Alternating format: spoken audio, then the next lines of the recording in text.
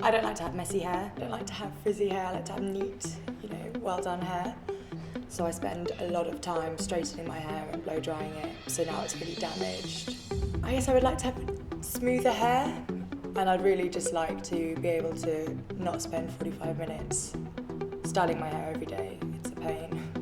My hair is very light, and so that makes it really dry and hard to grow. I have a lot of baby hair. My ideal hair would definitely all be the same length and just healthier looking, smoother, shinier. It's very long, it's very curly, it's very frizzy, it's really dry, it's really hard to look after. It takes a long time. I'd say it takes about 45 minutes a day. My ideal hair would be easy to do, it'd be less damage, something I could do myself.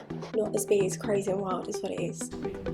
I want my hair to be quicker to manage, I want it to be more alive, I want to have more moisture in my hair, more shine, and I want to be able to do it myself.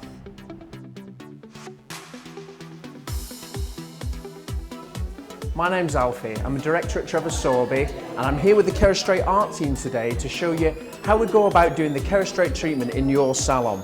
We've got 4 very different girls with 4 very different hair types to show how using the KeraStraight treatment, all your clients can get that salon finish to the hair at home.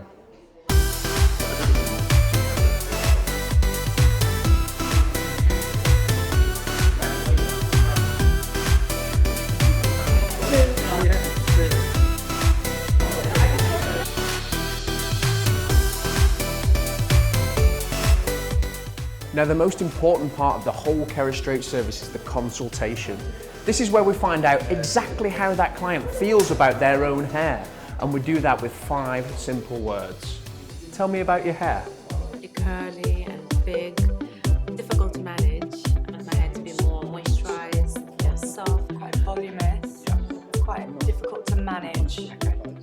Takes a long time to straighten it. Right now I have to blow dry it for a long time and try to get it thicker, and I would just love for it to look a lot thicker and smoother by itself. It's more of a wash and go kind of finish, Exactly. it looking like you've had it started. Exactly. Interesting. It's soft, like shiny hair, something I can do myself at home, not just coming here today.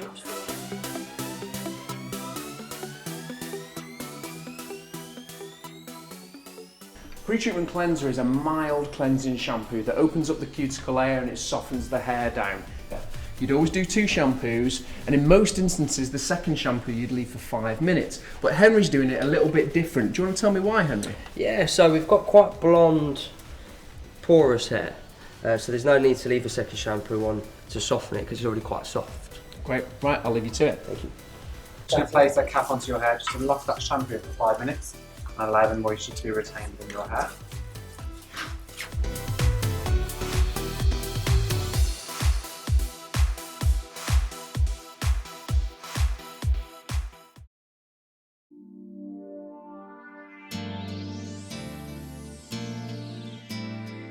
So Kimberly's on the next stage, which is combing out Ria's hair.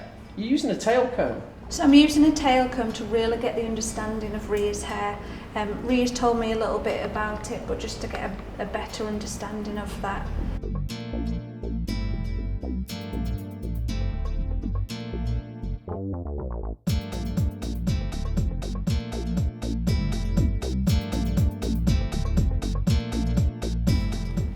So after combing out comes pre-treatment spray plus. It's a really easy part, but really integral part of the treatment as it helps to address the hair's moisture-protein balance. Just go through in 2 to 3 centimetre sections and comb through. Do make sure you're combing away from the face though, it's just more comfortable for the client.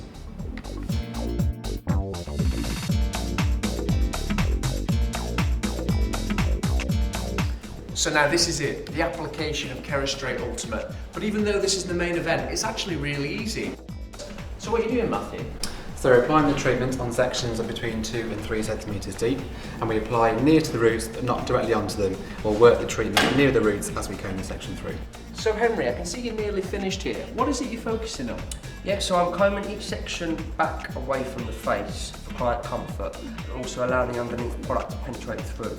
And then I will be wrapping the hair up and applying a cap over the top to lock in all the moisture. Okay, now at this point we'll leave the treatment on for various amounts of time depending on the hair type. So how long are you going to be leaving it on for? We're going to be leaving it on Katya's hair for 30 minutes. And that's just because it's more damaged hair, it's going to absorb it quicker. So rest of Kat's hair is Afro-Caribbean. Shola, with the treatment, how does it feel different? It's really soft, really manageable, and not tangled. And what are you going to do now? I'm going to wrap it up, clip and cover it with a plastic cap to develop for 45 minutes. Okay, so that's 45 minutes. So unlike the 30 minutes, all the other hair types, be it virgin hair, Afro-Caribbean hair, or resistant hair, need 45 minutes to develop. So now we're at 2/3 of the way through the development time, and Kimberly's just combing through Ria's hair to check the hydration levels. If it's dried up anywhere, we'll apply a little bit more treatment before the remaining time and then the rinse.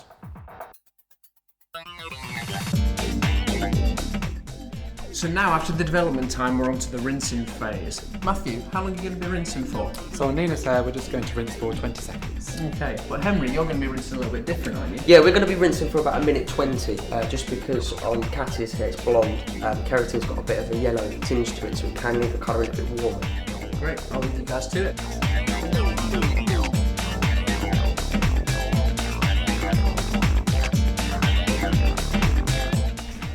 So now we're done rinsing, Shola, what's the next phase? I've applied the moisture lock. I'm just combing it through now, and I'm going to leave it on for 2 minutes. Okay, now what does the moisture lock do? So this is going to lock in the moisture and it's going to prepare the hair ready for the blow drying and the straightening. Okay, so after this it's on to blow drying. Yeah.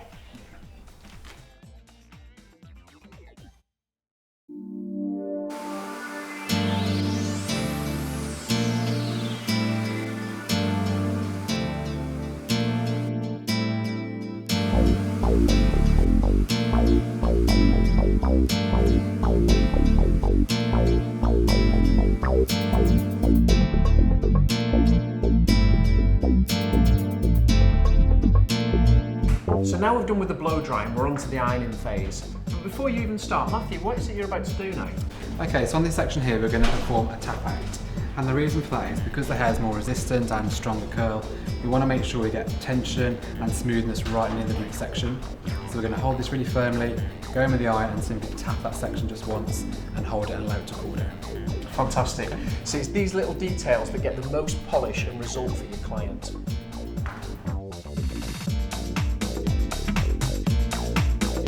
So now we can move on with the ironing process. And the first pass in KeraStraight is all important.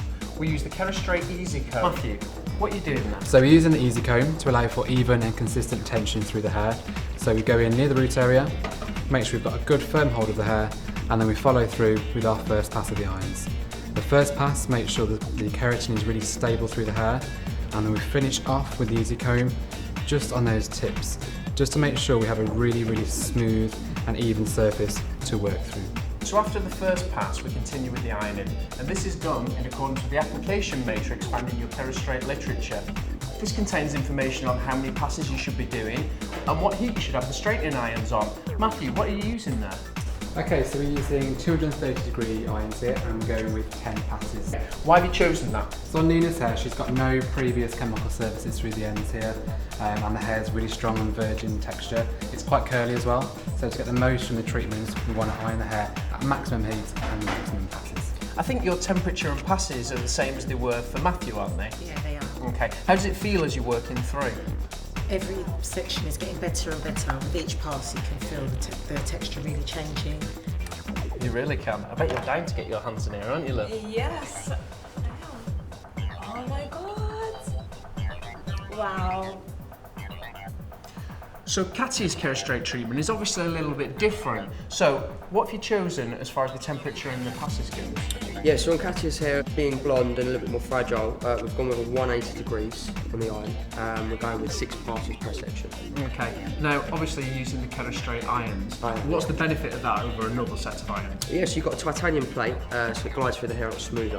And then you've also got the temperature control, which is key to different textures.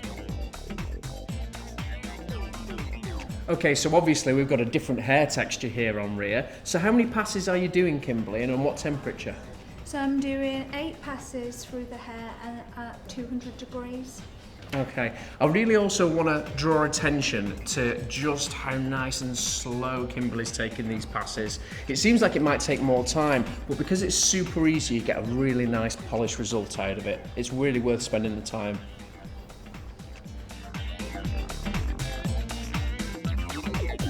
So with every hair type, at the end of the ironing process, we wrap up with one last final pass. This is always done at 180 degrees, and on large sections of hair, just working nice and slowly. It just gets that last bit of seal into the hair and allows it all to work as one.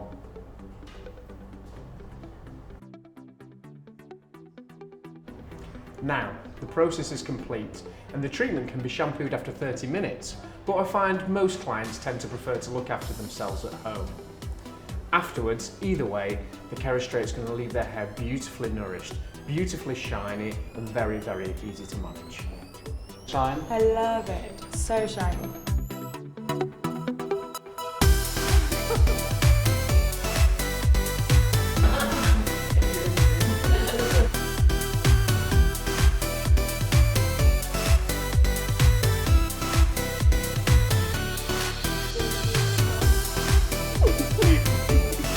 Doing it, difference already. Yeah, I can feel it.